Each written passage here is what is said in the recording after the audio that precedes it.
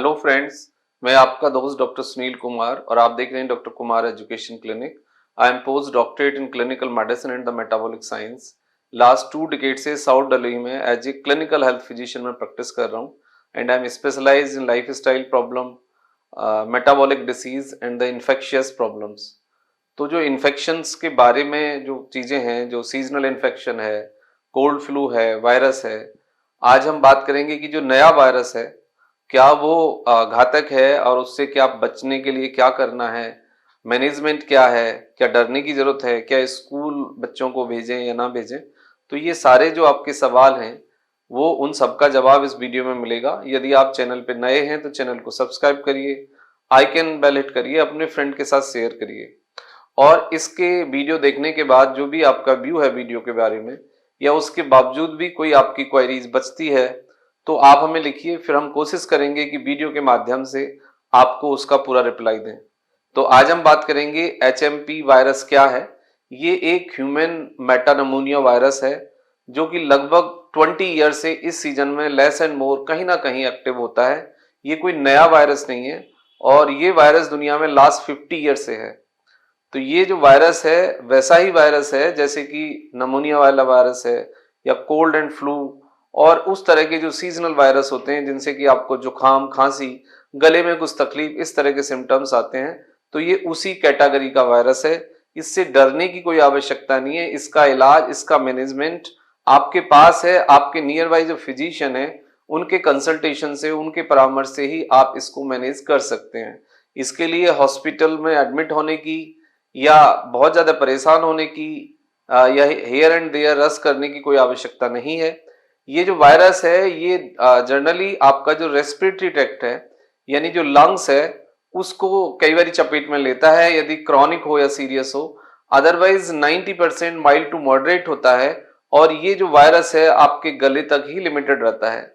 लेकिन कुछ केसेस में ये स्प्रेड हो सकता है, ये लंग को अपनी चपेट में ले सकता है, लंग्स को, रेस्पिरेटरी जो ट्रैक्ट है आपको उसको स्ट्रेस में ले सकता है, इन्फेक्शन आ सकता है, इन्फ्लामेशन आ सकती है, म्यूकस यानी का प्रोडक्शन हो सकता है और उससे आपको ब्रीथिंग डिफिकल्टी हो सकती है। लेकिन ये बहुत रेयर केसेस में होता है।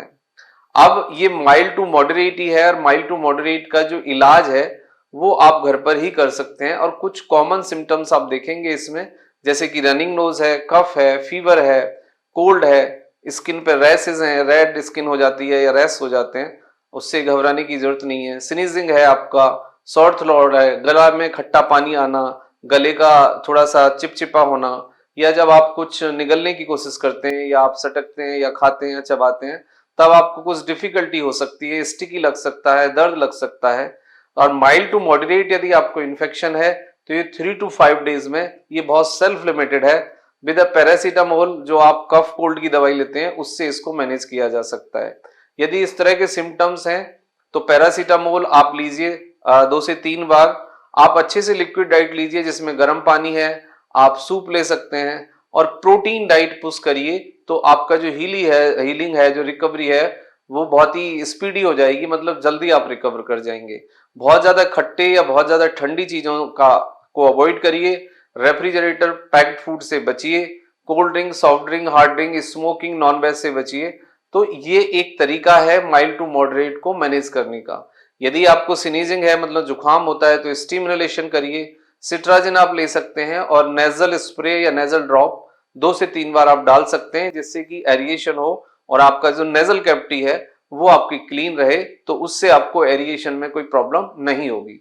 लेकिन 3 डेज हो गए हैं और आपको सिम्टम्स नहीं डिसॉल्व हो रहे हैं, प्रॉब्लम है, हाई ग्रेड फीवर है। हाई ग्रेड फीवर से मतलब होता है फीवर मोर देन 102, तो फिर आप नियर बाई फिजिशियन से कंसल्ट करिए और कंसल्टेशन के बाद वो एक आपके सिम्टम्स पे डायग्नोसिस बनाएंगे और उसके बाद वो आपको राइट मैनेजमेंट ऑफर करेंगे, तो वो आप ले सकते हैं।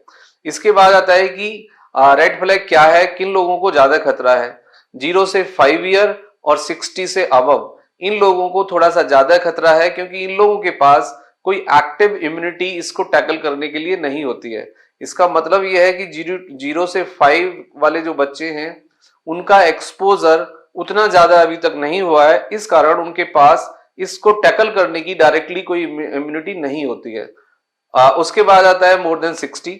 60 के बाद बॉडी के अंदर थोड़ा सा इम्यूनिटी कम हो जाती है, या जो लोग ऑटो इम्यून प्रॉब्लम्स यानी किसी को यदि इम्यूनिटी से जुड़ी हुई बीमारी है, कैंसर है, गठिया है, या फिर कोई भी ऑटो इम्यून डिसऑर्डर है, अस्थमा है, तो उन लोगों को थोड़ा सा ज्यादा अलर्ट होने की जरूरत है, क्योंकि ये फिर उनको थोड़ा सा कॉम्प्लिकेशंस कर सकता है।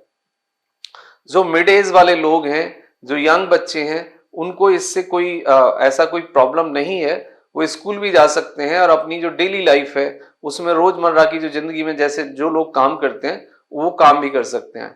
ये स्प्रेड कैसे होता है ये भी समझना बहुत इंपॉर्टेंट है।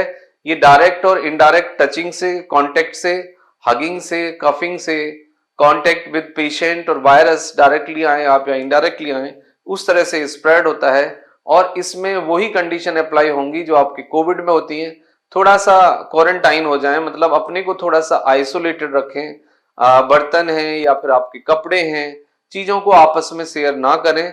आप हो सके तो थोड़ा सा सेपरेट रूम ले लें 3 to 5 डेज के लिए, तो इससे क्या होगा कि स्प्रेड नहीं होगा।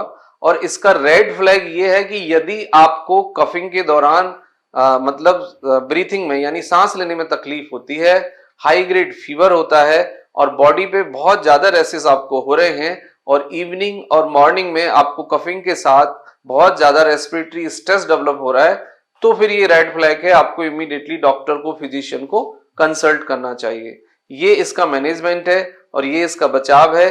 तो आप इसको घर पे ही खुद से मैनेज कर सकते हैं और इससे डरने की या परेशान होने की या घबराने की कोई आवश्यकता नहीं है। अभी तक इंडिया में 6 केस हैं, इससे ज्यादा स्प्रेड अभी ये नहीं हुआ है।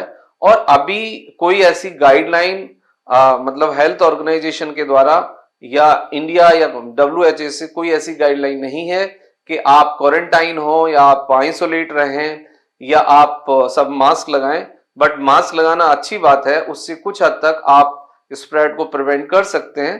तो यदि आपको कफ कोल्ड है तो आप मास्क लगाएं और थोड़ा सा आइसोलेट हो जाएं 3 to 5 डेज के लिए, तो that will be better for you and society. Thank you very much and take care yourself.